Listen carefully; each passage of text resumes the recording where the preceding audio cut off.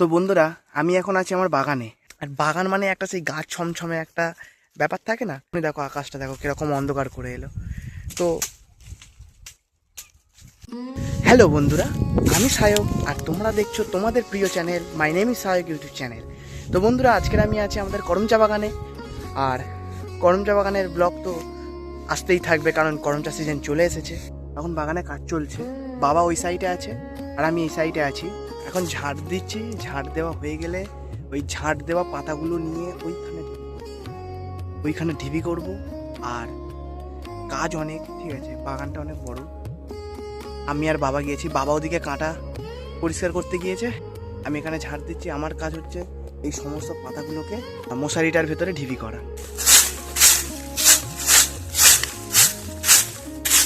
কতটা কষ্ট হচ্ছে দেখতে পাচ্ছ তো, কতটা কষ্ট এই গরমের ভেতরে। কষ্ট তো সবাইকেই করতে হয়, আমাকে করতে হচ্ছে, আপনাকে করতে হয়, সবাইকে সবার মতন ভাবে কষ্ট করতে হয়। করমচা গাছ এর আগে দেখেছো কারা কারা আমাকে কমেন্টে বলবে। আর যারা যারা দেখোনি তারা তারা দেখে নাও।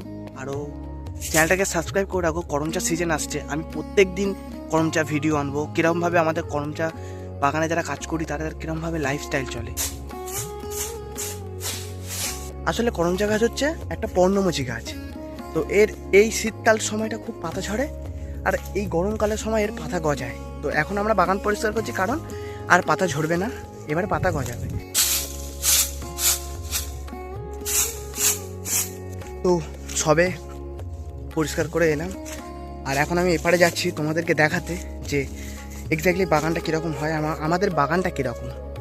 তো আশেপাশে যাই দেখবে সব করমচা বাগান। এটা অন্য একটা লোকেদের বাগান, এটা আমাদের বাগান। যদিও এদের বাগানটা একটু পরিষ্কার, দেখো কত সুন্দর পরিষ্কার। আমাদের পরিষ্কারের কাজ চলছে। আমাদের করমচা বাগান, যারা আমরা করমচা বাগানে কাজ করি, আমাদের লাইফস্টাইল কীরকম হয়। এখন তো সিজন নয়, আরও যখন গরম পড়বে, ঠিক আছে, তখনই সিজন। এই যে গাছগুলো দেখতে পাচ্ছ, এগুলো হচ্ছে সিজন গাছ, মানে সিজনে ফল দেয়। এটা একটা সিজনই ফল দেবে। তো গাছের ফুলগুলো এই রকম হয়, ঠিক আছে, দেখতে এরকম হয়। আর কিছু কিছু গাছ মরে গিয়েছিল, সেই জন্য গাছ বসানো হয়েছে, এখনও ছোট আছে গাছগুলো, এখনও বড় হয়নি, বাট হয়ে যাবে। এটা আমাদের বাগানের শেষ লাইন এটা। এরপরে আর আমাদের বাগানে এবারে লোকেদের পুকুর টুকুর আছে। আর আমাদের বাগানে প্রায় 50টা থেকে 60টা গাছ আছে। আর এরকম আমাদের 3-4টে বাগান আছে। একটা বাগানে 150টা গাছ আছে। করমচা গাছ, পেয়ারা গাছ, করমচা গাছ 150টা মতন আছে, কি 115টা 20টা মতন আছে। পেয়ারা বাগানও আছে। তো সব দেখাবো। আর ভিলেজ ব্লগ যাদের ভালো লাগে, ভিডিওগুলো ভালো লাগলে চ্যানেলটাকে সাবস্ক্রাইব করে, লাইক করে, কমেন্ট করে দেবেন যে ভাই ভিলেজ ব্লগ খুব ভালো লাগে, তুমি প্রত্যেকবার ভিলেজ ব্লগ আনো।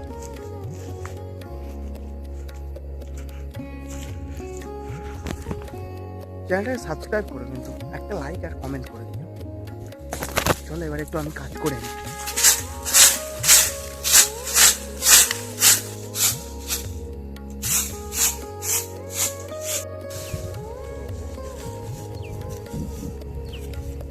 গ্রামের ওয়েদার ঠিক এইরকমভাবেই পরিবর্তন হয়। এক্ষুনি ছিল রোদ, আর এক্ষুনি দেখো আকাশটা, দেখো কিরকম অন্ধকার করে এলো। তো কষ্ট যেমন হয়, তেমন যে হাওয়াটা, যে প্রাকৃতিক যে সুন্দর বাগান মানে একটা সেই গাছ ছমছমে একটা ব্যাপার থাকে না। তো সব কিছু মিলিয়ে একদম অসাধারণ একটা মানে। তো এখন আমরা বাড়ি চলে যাচ্ছি, আর আমাদের ফের আমরা কালকের আসবো। আরও এরকম ইন্টারেস্টিং ব্লগ দেখতে চ্যানেলটাকে সাবস্ক্রাইব করো, পাশে থাকা বেল আইকনটা ক্লিক করে অল করে দাও। দেখা হচ্ছে কালকে। টাটা।